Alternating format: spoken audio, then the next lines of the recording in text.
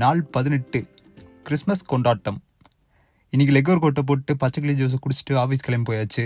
பிரேக்ஃபாஸ்ட்டை முடிச்சுட்டு ப்ளேஸ்ட்டை போய் பார்க்குறேன். திடீர்னு பார்த்தா ஒரு கிஃப்ட்டை ஒளி வச்சுருந்தானுங்க. என்னடா கிஃப்ட்டுன்னு ஓப்பன் பண்ணி பார்த்தா பெயிண்ட் கிட்டு.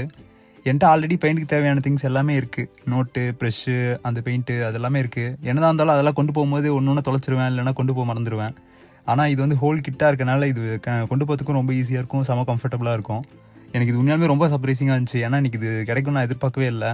ஸோ யார் கிஃப்ட் கொடுத்துருந்தாலும் ரொம்ப நன்றி. இன்றைக்கி ஆஃபீஸில் வந்து கிறிஸ்மஸ் செலிப்ரேஷனு. சரின்னு சொல்லிட்டு கொஞ்சம் லேட்டாக தான் போனேன். ஆல்ரெடி கேக்கெல்லாம் கொடுத்து முடிச்சு அந்த தொப்பிலாம் கொடுத்துட்டாங்க. நாங்கள் போகும்போது பாட்டு மட்டும் தான் பாடிக்கிட்டு இருந்தாங்க.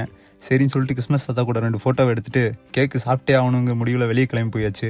இந்த ஸ்வீடிஷ் ஆல்மண்ட் கேக் சாப்பிட்டேன். இது உண்மையாலுமே செம டேஸ்ட்டாக இருந்துச்சு. நீங்களும் எங்கேயா பார்த்தா ட்ரை பண்ணி பாருங்கள். ரொம்ப நாள் கழிச்சு இன்றைக்கி தான் வந்து ஆஃபீஸில் ஸ்லாட்டு கிடச்சிருக்கு ஃபுட்பால் மேட்ச்சுக்கு. சரி ப்ராக்டிஸ் மேட்ச் விளாட்லாம்னு சொல்லி கூப்பிட்டானுங்க. 2 வாரத்துக்கு முன்னாடி வாங்கின அடியே இப்போ தான் காஞ்சிருக்கு. சரி இன்றைக்கி எதுவும் ஆகாத நினப்பில் போய் விளையாடிட்டு இருந்தேன். பரவாயில்ல, அன்றைக்கி வாங்கின அடிக்கு இந்த கீரல்கள் எவ்வளோ பரவாயில்ல.